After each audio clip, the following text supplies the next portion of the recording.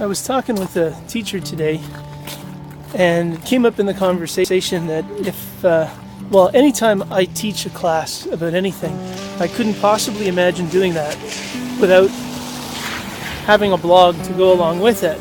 Largely because when I was teaching math in the classroom, the experience was so powerful that I wouldn't want to do it any other way. So here's an example, short story, amazing story of sharing actually. So every day what the kids had to do on the blog is they had to, one kid every day was responsible as the scribe in the class to summarize what they learned in class that day. Just answer the question, what did you learn today? And they wrote it up on the class blog and then chose another kid to continue the narrative the next day. Well, one day, I guess through Twitter, one of the people that was following me on Twitter landed on one of my class blogs that saw this daily summary that this one boy had written, and he wasn't like the best student in class, he wasn't the strongest math student around, but he did the best he could, and he summarized what he learned that day. And this fellow, turns out, comes from Hong Kong, and he left a comment on the kid's blog, and the kid,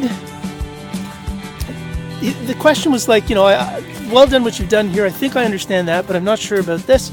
So the kid goes off and he does some research online, comes back with an answer to the question for this fellow from Hong Kong.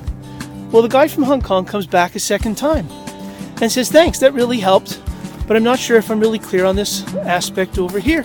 And so the kid goes off and does more research and comes back and answers on the blog. Now, there's a thing about this story that I never told you.